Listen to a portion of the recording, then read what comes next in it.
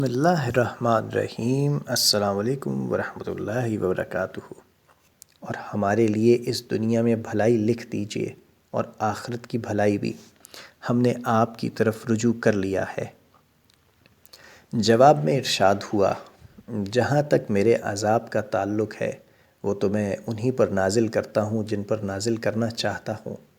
رہی میری رحمت تو وہ اس دنیا میں تو ہر چیز پر چھائی ہوئی ہے، البتہ آخرت کی رحمت ان لوگوں کے لیے خاص ہے جو اس دنیا کی زندگی میں مجھ سے محبت کریں گے، برائیوں سے بچیں گے، زکوٰۃ دیں گے اور میری شریعت پر چلیں گے۔ بنی اسرائیل کے نمائندے اپنی سرکشی کے سبب سزا وار تو تھے ہی کہ ان کو زلزلے سے چھٹکارا پا کر دوبارہ اٹھنا نصیب نہ ہوتا، لیکن اللہ تعالیٰ نے اپنے خاص فضل سے ان کو مزید مہلت بخشی، اور حضرت موسیٰ علیہ السلام نے اس موقع پر بڑی دل سوزی سے ان کے لیے جو دعا کی تھی وہ قبول فرما لی۔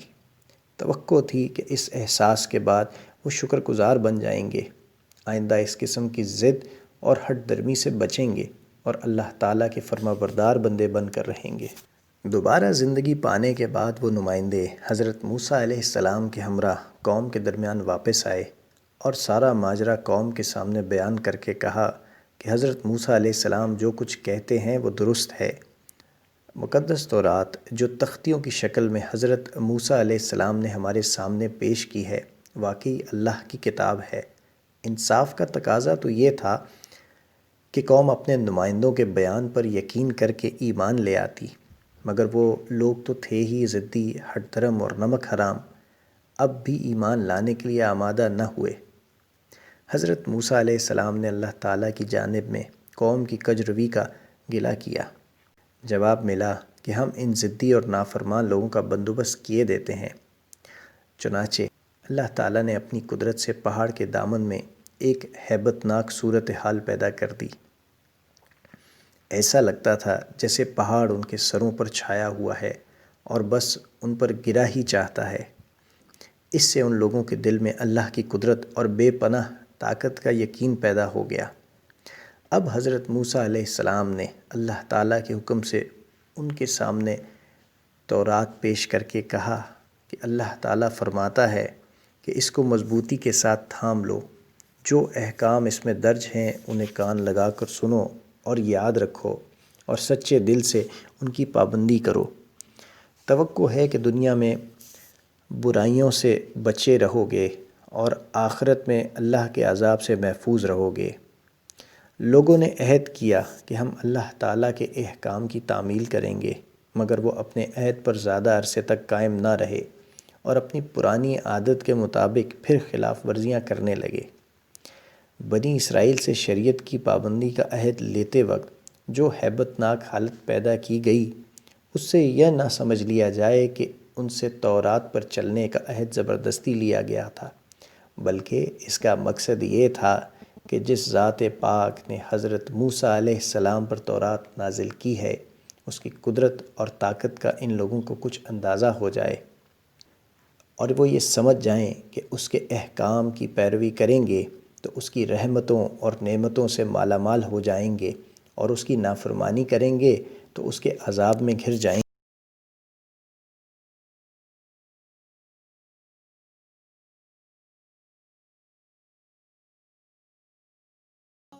کچھ ہی عرصہ گزرا تھا کہ بنی اسرائیل میں قتل کی واردات ہو گئی۔ قاتل کا سراغ نہ لگایا جا سکا، کوئی کسی پر شک کرتا تو کوئی کسی پر۔ اس پر وہ آپس میں جھگڑنے لگے اور ایک دوسرے پر قتل کا الزام تھوپنے لگے۔ اللہ تعالیٰ نے حضرت موسیٰ علیہ السلام سے فرمایا کہ ان سے کہو کہ ایک گائے ذبح کریں، قاتل کا پتہ چل جائے گا۔ حضرت موسیٰ علیہ السلام نے اس علاقے کے لوگوں کو جہاں قتل ہوا تھا اللہ تعالیٰ کا حکم سنایا، تو انہوں نے ٹال مٹول کرنے کے لیے ان سے بیہودہ بحث کرنا شروع کر دی۔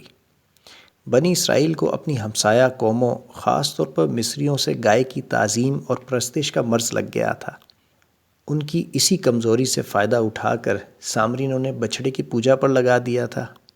اب جو انہیں اللہ تعالیٰ کی طرف سے ایک گائے ذبح کرنے کا حکم ملا تو وہ شش و پنج میں پڑ گئے۔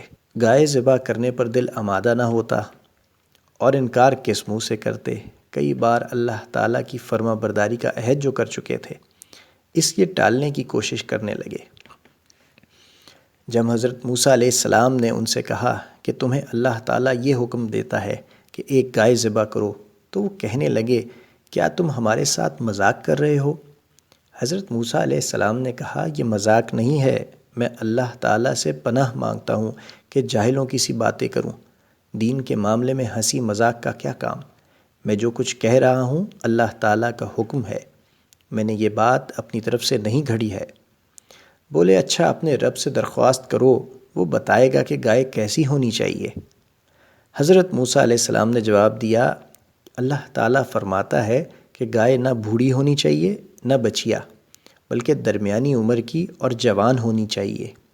بس اب جو حکم تم کو دے دیا گیا ہے اس کی تعمیل کرو۔ کہنے لگے اے موسیٰ علیہ السلام اپنے رب سے یہ تو پوچھ کر بتاؤ کہ اس کا رنگ کیسا ہونا چاہیے۔ حضرت موسیٰ علیہ السلام نے جواب دیا اللہ تعالیٰ فرماتا ہے کہ سنہرے رنگ کی گائے ہونی چاہیے جس کا رنگ اس قدر شوخ ہو کہ جو دیکھے اس کا جی خوش ہو جائے۔ پھر بولے اے موسیٰ علیہ السلام اپنے رب سے کہو وہ صاف صاف بتائے کہ گائے کیسی ہونی چاہیے، ہماری سمجھ میں ابھی تک نہیں آیا۔ حضرت موسیٰ علیہ السلام نے جواب دیا کہ اللہ تعالیٰ فرماتا ہے کہ گائے ایسی ہو جس سے خدمت نہ لی جاتی ہو، نہ ہل چلاتی ہو اور نہ کھیتوں کو سیراب کرنے کے لیے پانی کھینچتی ہو، صحیح سالم اور بے داغ ہو۔